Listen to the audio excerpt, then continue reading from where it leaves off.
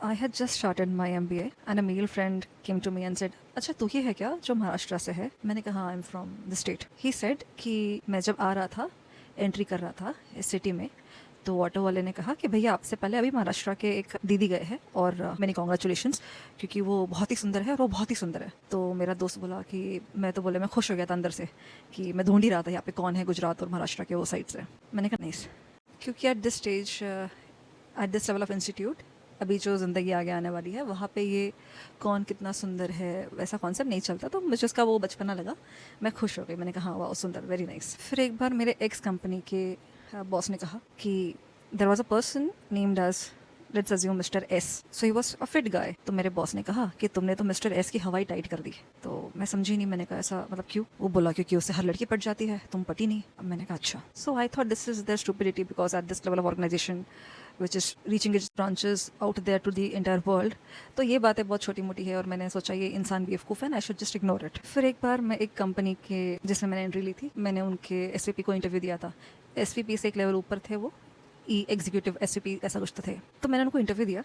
उन्होंने मुझसे ना मेरा इन्फॉर्मेशन मांगा, ना मैं इन सेक्टर के बारे में क्या जानती हूँ. So he chosed me completely on the basis of how I look. Actually मैंने उनको कहा, फिर मैंने कहा सर मैं इतना प्रिपेयर करके आई हूँ, आप मुझे लगा आप कुछ पूछेंगे. तो बोले हाँ ठीक है बोलो तुम क्या प्रिपेयर करके आई हो.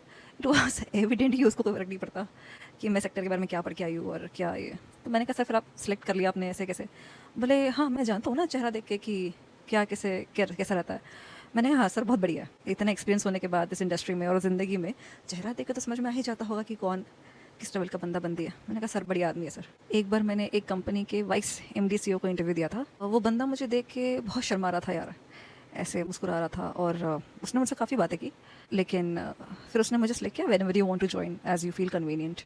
आप बढ़िया इंसान हो, मतलब आपका पर्सनैलिटी, आप your looks and all it's very attractive and lucrative, so anybody would select you. उसने extra add on किया, but that is what he meant.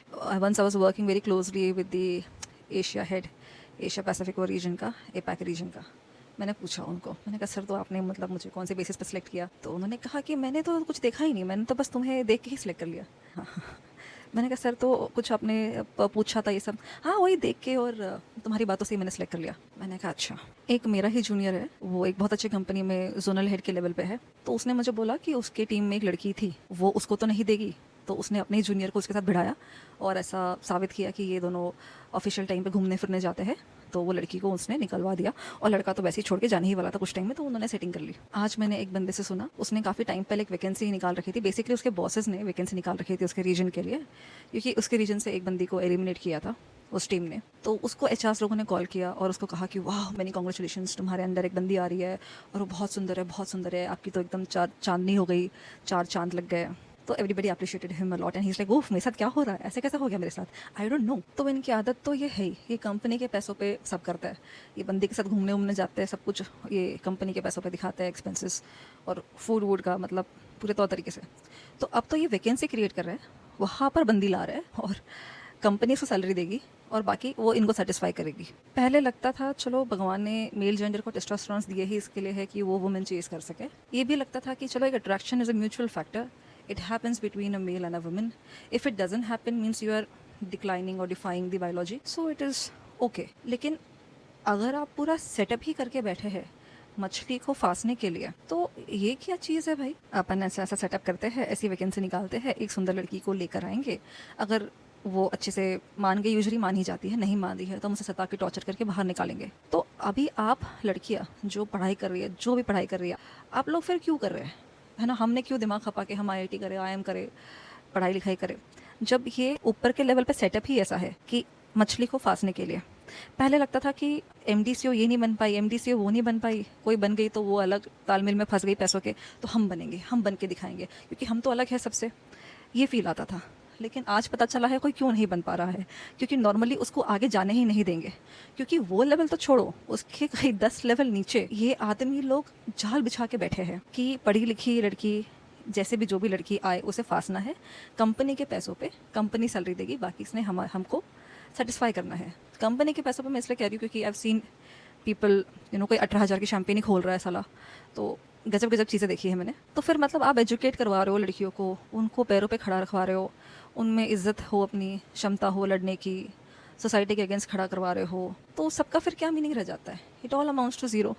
फिर तो फीमेल फिटिसाइड आप कर रहे थे कि लड़कियों को पैदा होकर इतना टॉर्चर करो ही मत। मतलब फिर आप कर क्या रहे हैं? एंड अगर आप ऐसे जाल बिछा के बैठे हैं तो आपको क्या लगता है कि आपकी अलग जनरेशन, जो नेक्स्ट जनरेशन जो आएगी, वो आदमी, वो बच्चे बहुत सीधे रहेंगे, वो आपकी बेटी को ऐसा फंसाने के लिए नहीं बैठेंगे? तो मतलब आप मर्द कभी ऐसा स्क्रैच करके थोड़ा सेल्स चल जाए आपके दिमाग के, तो आप सोचिएगा कि आप जो जाल बिछा के बैठे हो, तो आपकी लड़की के लिए भी तो कोई जाल बिछा के बैठेगा। तो आप जो इन्वेस्टमेंट्स कर रहे हो उसकी पढ़ाई लिखाई पे और उसका मनोबल वगैरह बढ़ाने के लिए अगर आप कर रहे होंगे, तो because first a woman breaks in her own home and then she is abused outside, तो फिर है ना, मतलब there is no sense at all. Why are women investing in education, in studies, in degrees, in building themselves up? You know, they should just invest in gyms and bodies. और लड़कों को ठरकाना, जितना जिसको ठरका सको उतना आप ऊपर बढ़ोगे, क्योंकि अब तो कोई और रास्ता ही नहीं दिख रहा, कोई रास्ता ही नहीं छोड़ा है लोगों ने। मतलब अभी ढूंढना पड़ जाता है कि ये कहाँ नहीं हो रहा हो। And it all gets disguised as corporate politics. It is not corporate politics, it's corporate sexologist, where there are men, they cheat to have a woman. Women, just to have an advantage and leverage, give it all away. And a woman who doesn't feel like giving it up, who just don't feel like coming beneath your dicks because she may have studied, or for any regards, for any matter, it is so difficult. So how do you feel your own daughters are going to survive there out in the world? कि बेटा किसी की बातों में मत फंसना। हम छोटी छोटी बच्चियों को सिखाते हैं ना कि कोई टॉफ़ी दे या कोई पैसा दे, कि मेरे हाथ से टॉफ़ी ले, तो किसी अननोन आदमी के हाथ का खाता नहीं है। मेरे से टॉफ़ी ले ले, चल मेरे साथ में टॉफ़ी दिला के आता हो, तो उनके साथ कभी जाना मत, क्योंकि रेप हो जाता है और गला कटवट के मर जाता है बच्चे। तो आप बड़ी बच्चियों को कैसे समझाओगे कि बेटा अगर तेरे को रेटिंग और प्रमोशन प्रॉमिस किया तो सेक्स मत देना? तो फिर आपकी बेटी बोलेगी पापा फिर मैं आगे कैसे बढ़ूंगी? नहीं बेटा, ये कितनी गलत बात कर रहे हो आप। तो पापा आपने भी तो नहीं बढ़ने दिया था ना वो आंटी को। सोचो 20 साल बाद। तो पापा आप भी तो रेपिस्ट हुए ना, आप भी तो अब्यूज़र हुए हैं ना। और पापा मुझे तो सिर्फ 2-3 लड़कों ने ही बोला है, आदमियों ने बोला है, बॉस लोगों ने बोला है कि आप हमें सेक्स दे दो तो हम आपको प्रमोशन दे देंगे और आपको हम ऊपर बढ़ा देंगे। आपने तो 30-35 आंटियों के साथ ये किया है ना पापा, आपने उनको ऊपर नहीं बढ़ने दिया ना। मैंने सुना था आप बात कर रहे थे अपने दोस्त से, मनोहर अंकल से। I had